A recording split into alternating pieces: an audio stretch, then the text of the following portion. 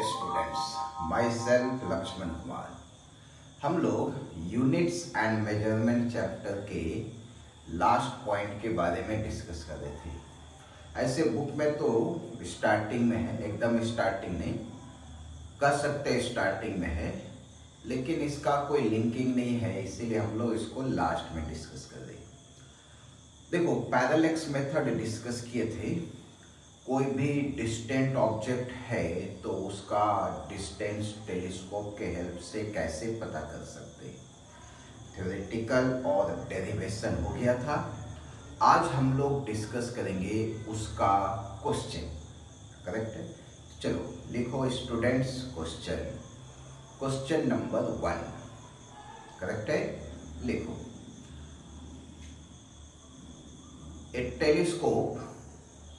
A telescope is used to focus a planet from position A and from position B the angle between line of sight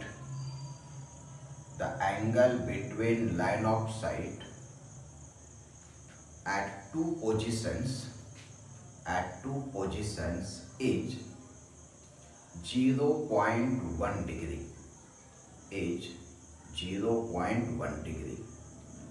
Distance between A and B is 1000 kilometer. Find distance of planet from Earth. पता करना है। तो देखो question में क्या क्या दे रखा है। ये है प्लैनेट पी, यहाँ पे फोकस किए ए से ऐसा लाइन ऑफ साइट, और फिर यहाँ पे बी से फोकस किए, ये है लाइन ऑफ साइट, और ये रहा दोनों के बीच का एंगल थीटा। यहाँ से यहाँ का डिस्टेंस डी, और ये हुआ आर, प्लैनेट और अर्थ के बीच का डिस्टेंस। देखो स्टूडेंट्स, हम लोग वैल्यू लिख लेते हैं। Theta equal to 0.1 degree, D equal to 1000 kilometre. तो फार्मूला क्या है, ये आर्क लेंथ के जैसा होगा। डायरेक्ट फार्मूला भी यूज कर सकते हैं, नहीं याद है तो भी यहाँ पे डेराइव किया जा सकता। एंड थीटा इक्वल टू क्या लिखेंगे, arc length by radius, so R equal to D by theta. अब यहाँ पे हम लोग लिख दिए आर इक्वल टू डी 1000 और थीटा 0.1। करेक्ट है? सबको लग रहा होगा ये सही है, लेकिन मैं कह रहा हूं ये गलत है। अब सोचोगे गलत कैसे, क्या गलत है इसमें, है ना? सोच सकते, बहुत बड़ा गलत है। क्या है, जब भी कैलकुलेशन करना हो तो यूनिट एसआई लेना होगा, खास करके एंगल का। डिस्टेंस का तो चलता है, यहाँ किलोमीटर है, ये भी किलोमीटर, नो प्रॉब्लम। एंगल का यूनिट किस में होना चाहिए, रेडियन में। एंगल रेडियन में हो तभी कैलकुलेशन करते हैं, मतलब एंगल से डिस्टेंस पता करना हो तो रेडियन में लिखना जरूरी है। तो 0.1 degree 0.1 into pi by 180 radian, यानी कि यहाँ पे हम लोग लिखेंगे इंटू पाई बाई 180, ऐसा। ये हुआ किलोमीटर। 0.1 और ऊपर चला गया तो क्या लिखेंगे, देखो आर 1000 इंटू 180, ये 0.1 ऊपर ले गए तो और 10 divided by pi kilometre. So this is equal to कितने, 3 4 5, 1.8 by pi into 10 power 6 kilometre. ये हो गया आर का वैल्यू। ये है डिस्टेंस, इतना किलोमीटर दूर जो है प्लैनेट का पोजीशन है। ऐसा हम लोग पता, पाई का वैल्यू 3.14 लिखते हैं, 22/7 भी लिख सकते, उसके आधार पे डिवाइड करके हम लोग पता कर सकते। कैलकुलेशन करना हो तो वैसा कोई कठिन काम नहीं है। 1.8 22/7 10⁻6 किलोमीटर कितना आ गया, इसको 2 से डिवाइड कर दिए 0.9 और ये 11, 9 और 7 कितना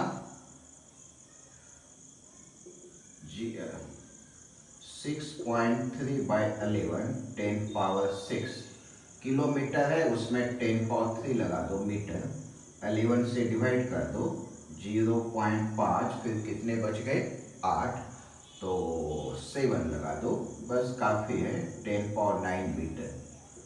5.7 into 10⁻8 metre, this is the distance of planet. लगता भी है ये डिस्टेंस प्लैनेट का है भी, है कि नहीं, जो नियरेस्ट प्लैनेट वगैरह एग्जैक्टली ऐसा कुछ भी नहीं है, ये तो जो भी वैल्यू था उसके आधार पे कैलकुलेट कर सकते, करेक्ट है, ये लिख लो। और चलो अब आते हैं नेक्स्ट क्वेश्चन पे, करेक्ट है, लिखो question. A tower is focused from point A with the help of telescope and from point B distance between point A and point B is 200 meter. Distance between point A and point B is 200 meter and angle between line of sight from position A and B is 1 degree. Find distance of tower from position A or B.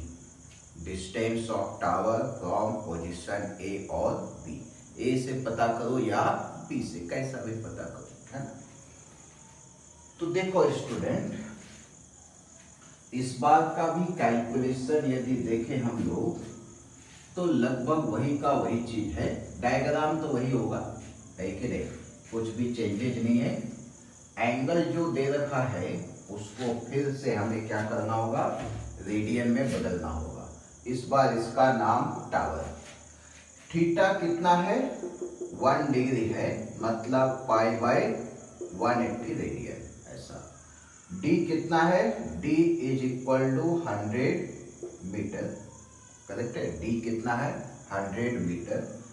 हमें R पता करना है, so it is D by theta, यानी 100/π/180, ऊपर चला गया answer metre में, angle radian में लिखना है, डी जिसमें होगा उसी में आर आएगा। तो this is equal to 18/π metre या 18/π किलोमीटर। अभी 18/π का वैल्यू इधर पता किए थे, 1/8/1.8/π था, वही चीज है, ये आ जाएगा 5.7 जो हम लोग डिस्कस किए थे अभी, फिर से कैलकुलेट करने की जरूरत नहीं, 5.7 किलोमीटर, यानी कि जो टावर है इतना किलोमीटर दूर है। बस 100 मीटर का रेंज लिए और उसके बाद देखो आसानी से डिस्टेंस पता कर सकते हैं। तो ये है पैरेलैक्स मेथड के आधार पे डिस्टेंस का कैलकुलेशन, लिख लो। हाँ स्टूडेंट्स, अब देखो आते हैं हम लोग मेजरमेंट ऑफ मास पे। ये है मेजरमेंट ऑफ मास। अब मास को कैसे मेजर किया जाए, तो मास यदि हमारे पास नॉर्मल वैल्यू है तो इसको बैलेंस के हेल्प से मेजर कर सकते हैं। कोई भी बैलेंस, स्प्रिंग बैलेंस रहता, फिजिकल बैलेंस रहता है, तो ऐसा कोई भी बैलेंस यूज करके 5 kg 10 kg 100 kg अलग अलग वजन रहता है, तो उन सबको हम लोग बैलेंस के आधार पे मेजर कर सकते हैं। वेरी लार्ज मास मतलब प्लैनेट का मास, मून का मास, ऐसा पता करना हो तो हम लोग लिखेंगे large mass, for example planet. Planet का मास यदि पता करना है तो हम लोग यूज करते हैं Newton's law of gravitation. Newton's के जो ग्रेविटेशन के लॉ है उसका यूज होता है, न्यूटन्स लॉ ऑफ ग्रेविटेशन। तो न्यूटन्स के ग्रेविटेशनल लॉ के आधार पे हम लोग लार्ज मास प्लैनेट वगैरह का मास आसानी से मेजर कर सकते हैं। वेरी स्मॉल मास मतलब एटम वगैरह का मास, एटम का मास। एटम का मास कैसे पता करेंगे? तो ये होता है यूनिफाइड एटॉमिक मास यूनिट में मेजर करते हैं, unified atomic mass unit. 1 U जो है ये होता है लगभग 1.67 10⁻27 kg के इक्वल, 1 U के बराबर। ये हो गया यूनिफाइड एटॉमिक मास यूनिट। ये होता किसके इक्वल है? तो 1/12 part of mass of C12 atom.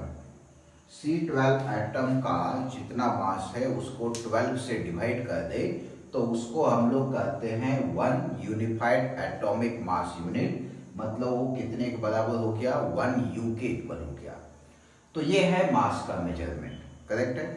अब ये जो हम लोग न्यूटन्स लॉ ऑफ ग्रेविटेशन के आधार पे मेजर करते, इसको किसके आधार पे मेजर करते? तो इसके प्रिंसिपल जो है थोड़े 12th में जब हम लोग आ जाएंगे तो उसमें मैग्नेटिक फील्ड का कंसेप्ट आता है और उस मैग्नेटिक फील्ड के आधार पे हम लोग पता करते हैं इसका मास। उसमें क्या करते हैं, सभी पार्टिकल्स को प्रोजेक्ट कर दी, है कि नहीं? पार्टिकल मतलब एटम को या मॉलिक्यूल को प्रोजेक्ट कर दिए। एटम मॉलिक्यूल को मैग्नेटिक फील्ड में प्रोजेक्ट करेंगे तो सर्कल में घूमता है, तो हम लोग पता करेंगे उसका रेडियस, और जब उसका रेडियस मालूम हो गया तो उससे पता करते हैं इसका मास, है कि नहीं? ये अभी पढ़े नहीं हो इसीलिए उसके बारे में बहुत ज़्यादा समझ में नहीं आएगा। बस इतना समझ के रखो कि हाँ, मैग्नेटिक फील्ड में यदि चार्ज पार्टिकल जाता है कि नहीं, तो एटम है या मॉलिक्यूल्स है तो उसको आयन में बदल देते। उसके बाद मैग्नेटिक फील्ड में यदि भेजा जाए तो सर्कल में घूमने लगता है, तो उसका सर्कल का रेडियस मेजर करेंगे और उससे पता करेंगे उसका मास। ये तरीका होता है मास पता करने का। ये तो मालूम है, पढ़ चुके होगे, ग्रेविटेशन चैप्टर में पढ़े होगे। F = G m1 m2 by r², बिल्कुल सही, न्यूटन्स लॉ ऑफ ग्रेविटेशन। और ये भी मालूम, ये मास का हो गया, करेक्ट है, आसानी से हम लोग पता कर सकते हैं। स्टैंडर्ड जो है जैसे हम लोग कहते हैं 1 kg, तो 1 kg के लिए क्या है, लेबोरेटरी जो है न्यू दिल्ली में नेशनल लेबोरेटरी जो है वहाँ पे NLP कहते, वहाँ पे 1 kg का एक एलॉय, प्लेटिनम इरिडियम एलॉय का एक सिलेंडर रखा हुआ है। वो मास बदलता नहीं उसका, है कि नहीं? और कभी भी कंपैरिजन वगैरह करना हो, डिफरेंसेस वगैरह चेक करना हो तो 1 kg को वेरीफाई उसी से करते हैं, करेक्ट है। तो एडिशनल चीज है कि नहीं? मेन तो पार्ट यही है, मेजरमेंट ऑफ टाइम।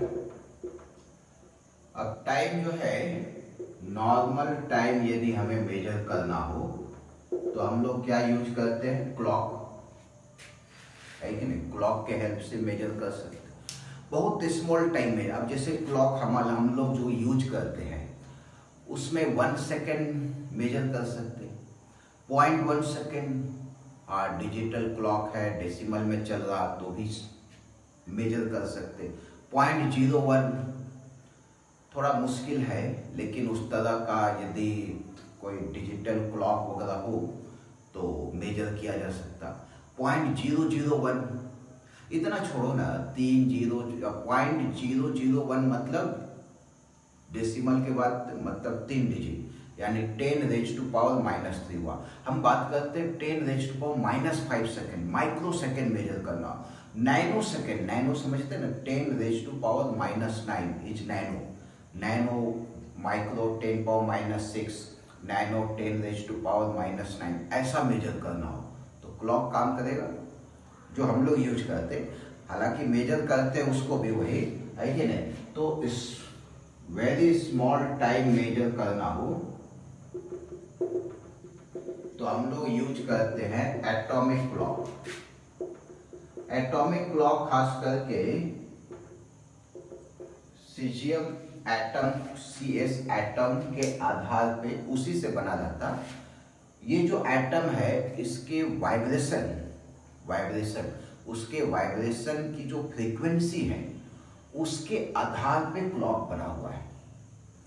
तो एटम है, हर एटम वाइब्रेट करता है। हम लोग को जो डिस्कस करना है वो इस एटम के आधार पे, जो एटॉमिक क्लॉक बना जाता है वो इसी के आधार पे बना जाता है।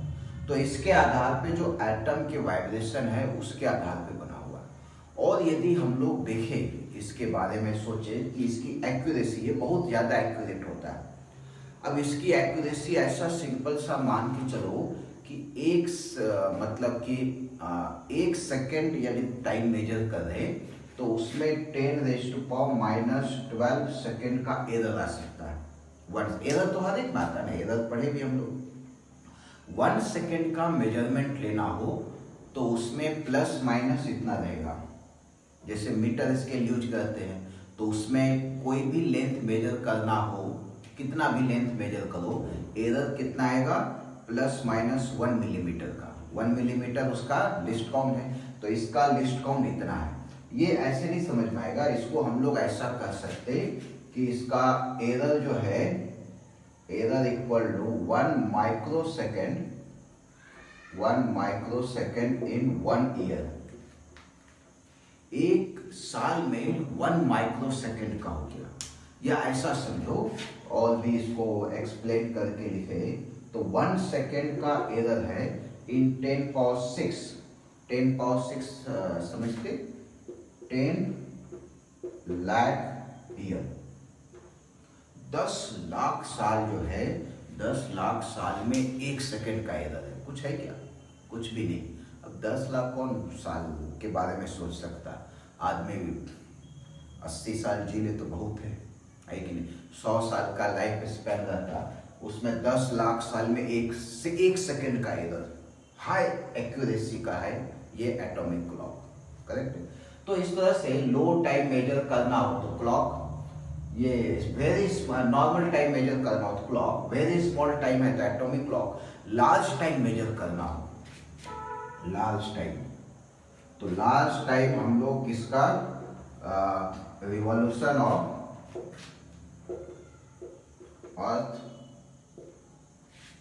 अर्थ जो सन के अराउंड घूमता है, जैसे 1 ईयर है, 2 ईयर है, इस तरह से। तो ये सब हो गया सोलर ईयर, इस तरह से। या मून का जो रिवोल्यूशन है, ल्यूनर ईयर का स्टेज है कि नहीं। तो इस तरह से अलग अलग जो है बड़ा टाइम, मंथ का, ईयर का, ये सब मेजर करना है तो प्लैनेट के रोटेशन और रिवोल्यूशन के आधार पे। अब अर्थ का रोटेशन है 1 डे है कि नहीं, 24 आवर, ये बड़ा टाइम हो गया। छोटा टाइम ये 1 मिनट, 1 सेकेंड, ये सब क्लॉक के हेल्प से पता कर सकते, करेक्ट। तो ये है टाइम के मेजरमेंट का एक बेसिक आइडिया, देखें तो है कि नहीं।